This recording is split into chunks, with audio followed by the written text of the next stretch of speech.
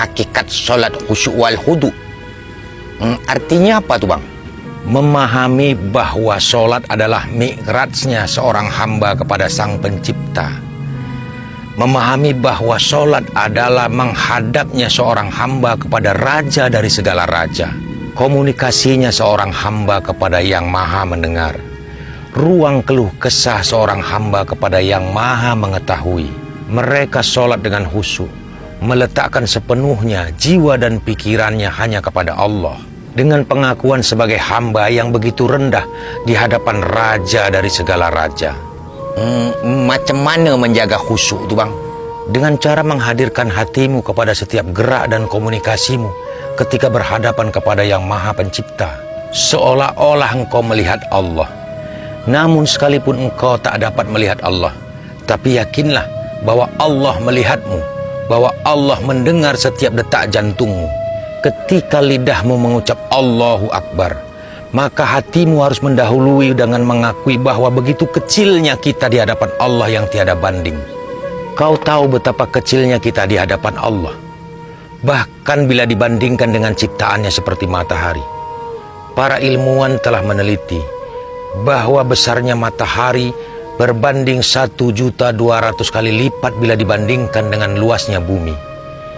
Maka jika matahari itu sebesar bola basket, bumi ini hanya sebesar biji jeruk. Di permukaan biji jeruk itu terhampar seluruh lautan, gunung, dan hutan yang ada di muka bumi, serta ratusan negara-negara di dunia. Kita tinggal di salah satu negara yang namanya Indonesia. Di Indonesia ada 37 provinsi. Kita tinggal di salah satu provinsi, yaitu Sumatera Utara. Di Sumatera Utara terdapat 514 kabupaten, dan kita tinggal di salah satu kabupaten yang bernama Kabupaten Langkat. Dan di Kabupaten Langkat terdapat 23 kecamatan dengan 270 desa dan kelurahan. Kita tinggal di salah satu dusun kecil ini, Lul. Coba kau bayangkan, Lul, terhadap matahari saja kita begitu kecil. Lalu bagaimana kita di hadapan Allah Subhanahu wa Ta'ala, pemilik dan penguasa alam beserta isinya? Masih pantaskah kita berdiri merasa besar? Masih pantaskah kita berjalan di muka bumi ini dengan rasa kesombongan? Ketika kita ruku, lidah kita mengucapkan Maha Suci Allah, Tuhan yang Maha Agung. Tapi bagaimana bisa jika hati kita tidak pernah merasa hina?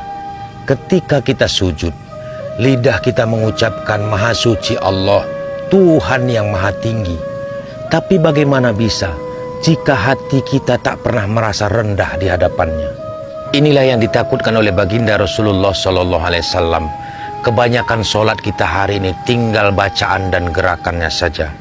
Rasulullah juga mengatakan bahwa sesuatu yang pertama kali akan ditarik dari bumi ini adalah khusyuk seorang hamba di dalam solatnya. Sehingga ketika nanti seorang hamba menuntut balasan dari solat-solatnya di dunia, maka Allah akan campakkan solatnya seperti kain buruk ke wajahnya. Maka jangan kau heran ketika ada seseorang yang rajin melaksanakan solatnya, tapi tak mampu membuang perbuatan keji dan mungkar pada dirinya.